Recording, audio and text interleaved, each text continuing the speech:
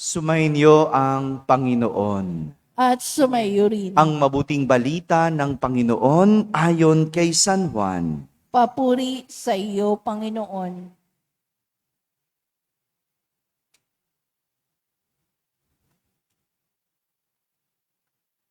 Noong panahong iyon, si Jesus ay tumingala sa langit, nanalangin at ang wika, Amang banal, ingatan mo sila sa pamamagitan ng kapangyarihan ng iyong pangalan.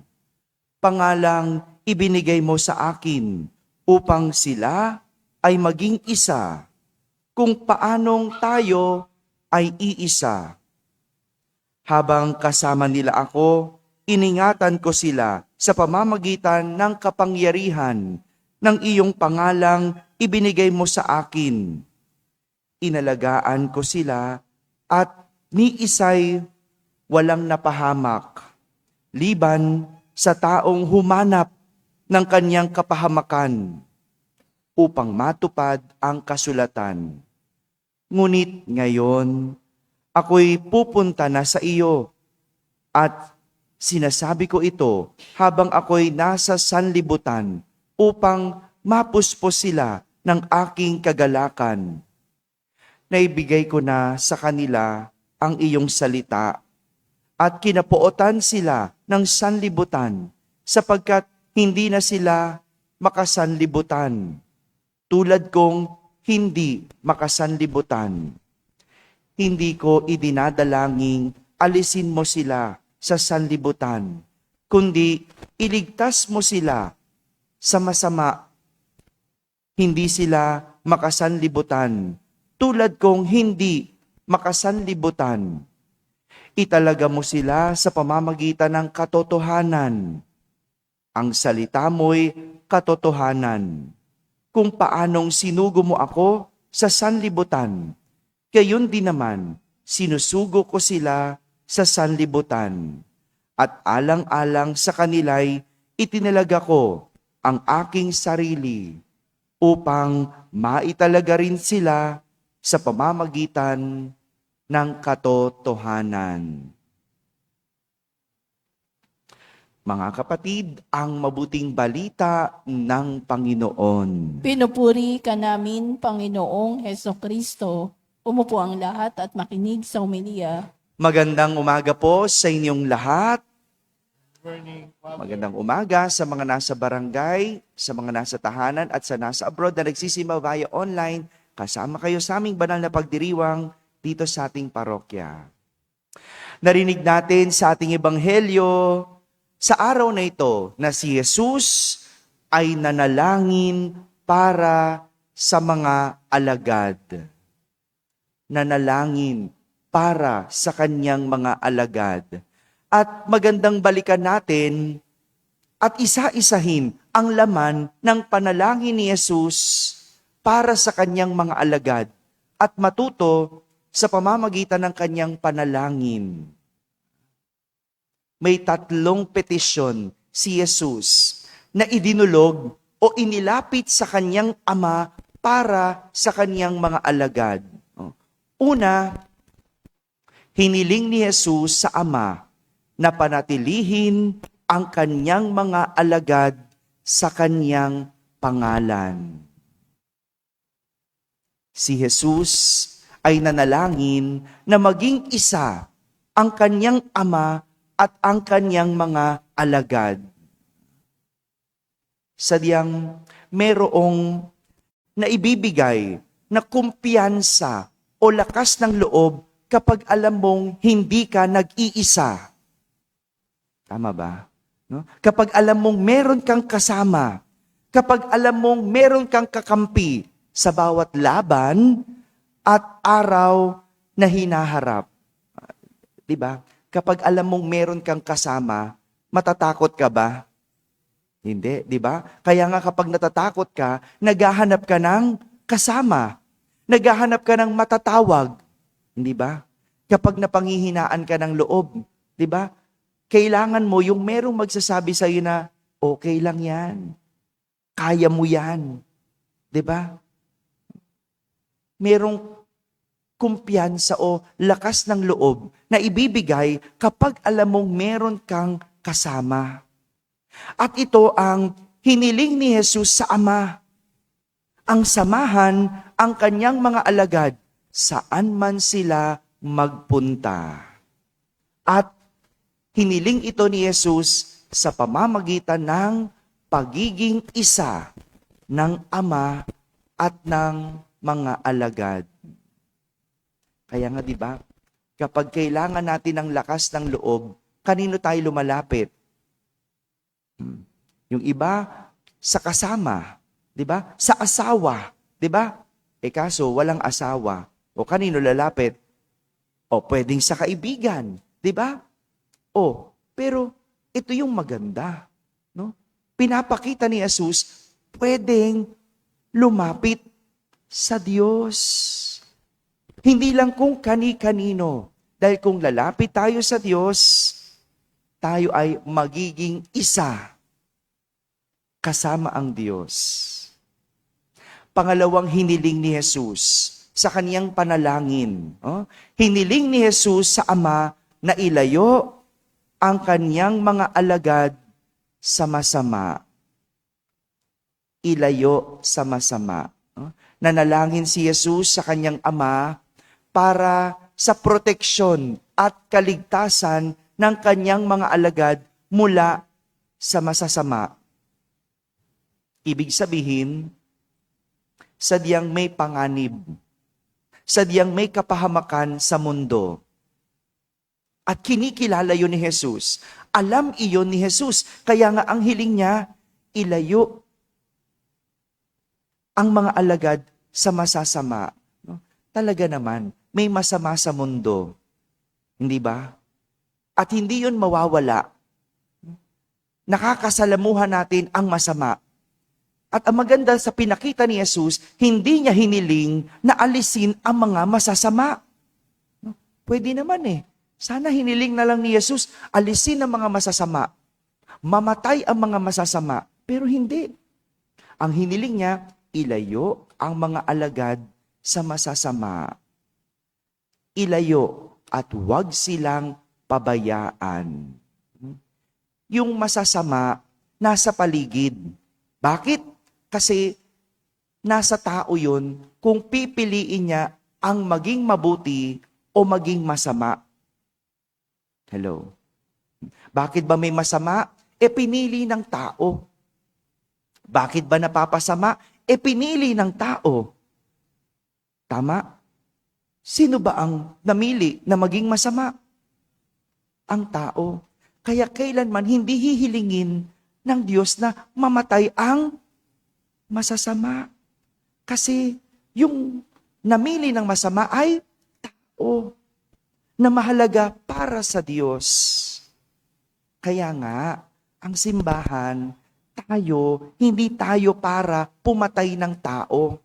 Kahit pa siya ay masama. Kasi para sa Diyos, bawat tao mahalaga. Yung masama, pinili lang ng tao. Kaya nga ang Diyos andyan para gabayan ang tao, para matutong mamili ng masama at mabuti. Yan ang problema sa tao Alam na ngang masama, pinipili pa. Tama? Alam mo nang masama sa'yo ang bisyo, pinili mo pa din. Tama? Alam mo na ngang masama ang magnakaw, pinili mo pa din. Sino napasama? Yun ang problema No? Yun ang problema sa tao. Kaya hindi kailanman pipiliin ng Diyos na mawala ang masasama. Kasi ang mga masasama ay yung mga tao na gumawa at pumili sa masama. Ano lang ang pinanalangin ni Jesus? Ilayo ang kanyang mga alagad sa masama. Ilayo tayo na piliin ang masama. Ilayo tayo sa tukso. Pero sino ang lumapit sa tukso? Alam mo na nga, na last money mo na, no? Nagbukas ka pa ng cellphone, no? At pumunta ka pa sa sugal, alam mo na nga na magigipit ka, pero anong ginawa mo? Gumasta ka pa din, no? Nagkape ka pa din, no? Diba? Bisan yung tao ganun di ba? Alam mo na Alam mo, pag binili mo yan, magigipit ka. Tama? Pero ba't mo pinili? Kasi Father, masarap ang masama. Ayun. Siyempre, ganun ang tukso. Ganun ang demonyo. Parang sina Eva at Adan, no? Kung hindi ba mukhang masarap ang mansanas? Kung hindi ba mukhang kaakit-akit ang mansanas, kakagatin ba ito? Kaya nga, ang panalangin ni Jesus, ilayo ang alagad sa masama. Pangatlong hiniling ni Jesus sa Ama para sa kanyang mga alagad ay ang italaga ang kanyang mga alagad sa katotohanan. Sabihin nyo nga po, katotohanan. Nanalangin si Jesus sa Ama na ang kanyang salita naway maging gabay ng mga alagad. Dahil tanging sa salita ng Diyos makakahanap ng katotohanan. Kaya nga, ang sinumang nagsisinungaling ay sa demonyo galing. Ang sinumang nagsisinungaling sa demonyo galing. At ang mga kasinungalingan ay nagdudulot ng gulo sa buhay. Pansinin ninyo, bakit ba ang gulo ng mundo? Bakit ba ang gulo ng pamilya? Kasi may kasinungalingan. Bakit nasira ang relasyon? Kasi may nagsinungaling. Bakit nagulo ang ekonomiya? Kasi may nagsisinungaling, ayaw magpaliwanag. 'Di ba?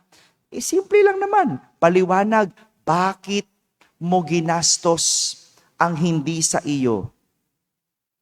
Tama? O ngayon, namimilipit. No? Naghahanap ng katwiran. Anong gagawin? Di syempre, magsisinungaling. At dahil nagsisinungaling, hahanapin natin ang katotohanan. Kaya magulo. At yan ang problema. Kasi hindi natin ginagamit ang salita ng Diyos para mamuhay sa katotohanan. Kailan ginagamit ang salita ng Diyos? Ayan na. Kapag nagkakabukingan. No? Nung nabuking na siya, sasabihin niya, ngayon nagba-Bible study na siya. No? 'Di ba? Nag-Bible study daw nung 6 months siyang nawawala. Kailangan mo bang magtago? Kung ikaw ay namuhay sa salita ng Diyos, pero ngayon, bigla napapa-Bible study, Kasi nabubuking, no? Biglang napapasalita ng quote ng mga salita ng Diyos para maging mukhang malinis. Yan ang nakakalungkot. Nagagamit ang salita ng Diyos sa mali. Nagagamit ang Diyos para pagtakpan ang nagawang kasinungalingan. Mga kapatid, kung titignan natin ang laman ng panalangin ni Jesus, makikita natin na ang panalangin ay hindi isang pagdaing sa Diyos para sa isang madaling buhay. Madalas ganyan tayo, di ba? Magdadasal para dumali ang ating buhay. Nananalangin kapag nahihirapan. Hindi. Ang panalangin ay hindi pagdaing sa Diyos para sa isang madaling buhay, kundi sa isang probidensya o paghingi ng tulong sa Diyos. Tulong. Ibig sabihin, ikaw pa rin ang gagawa. Tutulungan lang tayo ng Diyos. Ang panalangin ay hindi pagtakas sa mga hirap at pagsubok ng buhay, kundi pagharap sa hirap at pagsubok sa tulong ng Diyos. Hihingi lang tayo ng tulong. Ikaw pa rin ang mamimili kung masama o mabuti ang iyong gagawin. Ikaw pa rin ang mamimili kung saan mo gagastusin ang iyong pera. Ikaw pa rin ang mamimili kung anong trabaho ang iyong gagawin. Ang dinadasal lang natin, tulong at probidensya ng Diyos. Marami sa atin, ginagamit ang panalangin para magkaroon ng kumbinyenteng buhay. Sa halip na maging mahusay. No? 'Di ba? Yun ang gusto natin eh. No? Yung yumaman na lang, pero hindi mo dinasal na maging magaling. Hindi mo dinasal na magtrabaho. Yun ang gusto natin, kumbinyente. Hindi maging mahusay. No? Gusto natin, tapusin ng Diyos ang pagsubok sa halip na maging matatag sa pagsubok. Ang dinadasal natin, tanggalin ang problema sa halip na harapin at hanapin ang solusyon sa problema. Kaya magandang tignan, anong laman ng ating panalangin? Ito ba ay paraan natin para tayo ay tumatag o daan natin para tayo ay maging tamad? Hello? Ano ang laman ng iyong panalangin? Mga kapatid, ang panalangin ni Jesus ay nagpapakita sa atin ng katotohanan na ang buhay ay hindi madali. Ngunit ang panalangin ay nagtuturo sa atin paano mamuhay sa kabanalan, sa kabila ng kahirapan. Amen? Amen.